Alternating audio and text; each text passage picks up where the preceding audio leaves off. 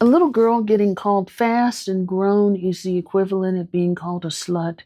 And a little girl who's getting called fast and grown is an oppressed little girl. Hi, my name is Dr. Natalie Jones. I'm a licensed therapist. And I thought I would talk about this. I used to talk about this on my podcast many years ago. And fast and grown is terminology that usually I hear Black mothers use with their Black daughters. But fast and grown, hot in the ass, all these sort of like, terms to describe what I think is a natural, um, a natural, a natural behavior in girls and children in general. Children are very inquisitive. They are like little sponges. They pick up on things very quickly. So they see you do something, and then they imitate, right? Or they model after what they see and what they hear. So whether it's from television, whether it's from mom or somebody else in the family, they model that, right? And or they try to do things alongside of you or even their peers as well. So whatever they are around, and this is, but they also have desires and things of their own. It's not uncommon for a little girl to have a crush on someone that she's at school with, or think he's cute, or she's cute, or whatever the case may be. It's also not uncommon for a little girl to see or hear something and ask what that is. So if you at home and you bopping Meg the Stallion and Cardi B and Drake, or Lil Wayne, and she hears something, you know, they're going to pick up on that language and that lingo. Or, back in the day when I was young, music videos, right? I don't know. Do they show music videos anymore? But that was also a common, powerful influence.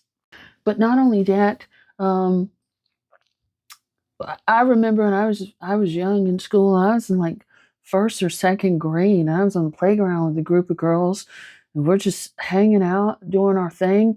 And all of a sudden they start talking about oral sex, a BJ, and I'm like, what is that? And they're talking about it like it's the best thing since sliced bread. I'm doing it. She's doing it. Natalie, you're the odd man out. Girl, what are you doing? You're so slow. And so I'm like, shit, me and Barbie and Ken got to figure some things out. I'm like really left behind. And that's kind of how it went. And I'm like thinking, wow, these girls they're really on they're living a different life. I've never heard of some of the things these girls were talking about. And I'm thinking about this thing and my mind is swirling, and I'm like, damn, I gotta figure some things out. Go home, and my mom, you cannot talk about sex with my mother. That's the other thing. Black household girls cannot talk about sex or sexual activities. I didn't know what it was, but it was sexual activity. So you might get like, you mentioned something like that, you get in trouble. And so, you have to do it the old school way. You turn on HBO, and HBO is going to help you figure some things out. Um, but that's kind of how it was. And it was like, I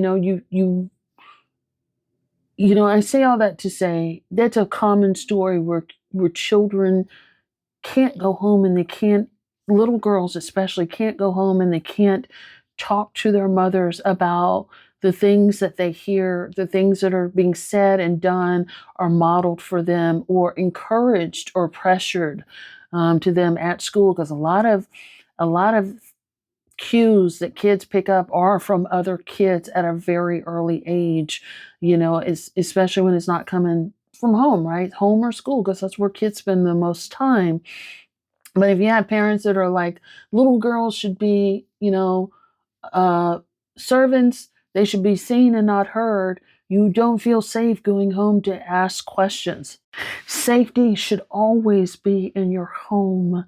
Your kids should come to you first and not feel like public enemy number one. It's natural to have certain experiences, and you as a parent parents should want to know and hear from their child firsthand without saying, where did you get that slutty language from?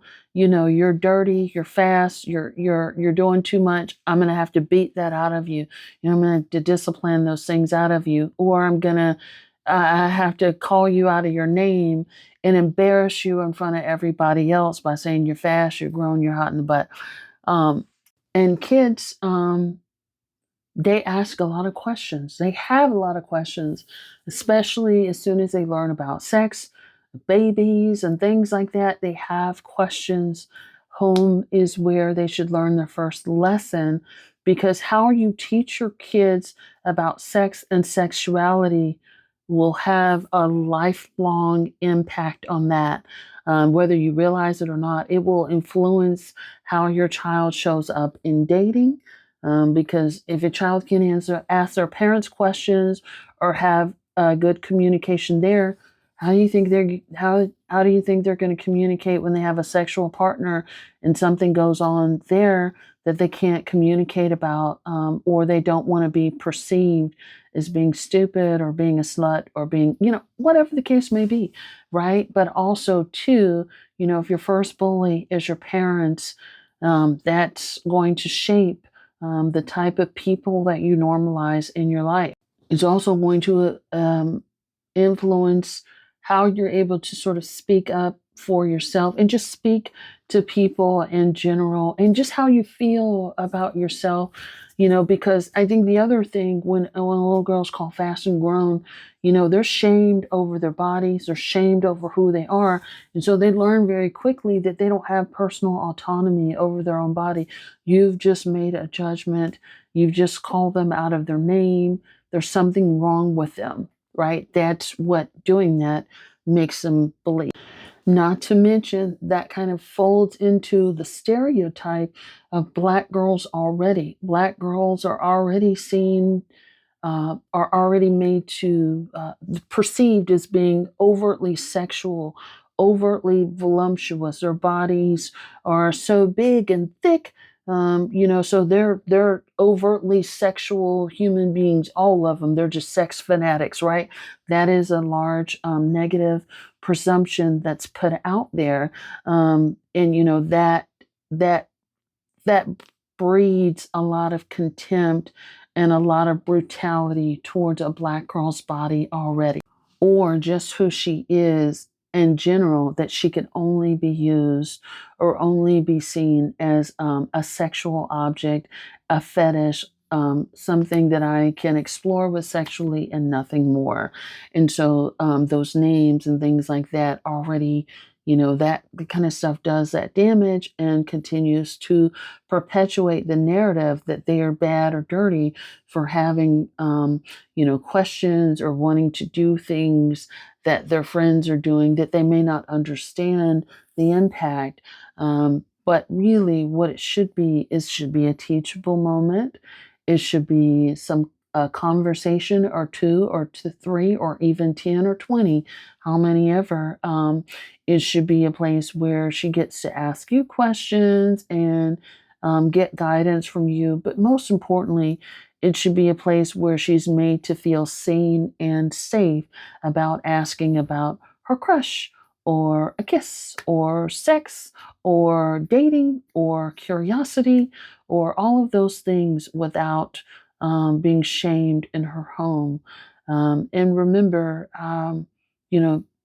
you should be the person that makes them feel the safest. Never, ever should a child feel like an enemy in their own home. So I hope that helps. Like, comment, share, and follow. Thanks so much.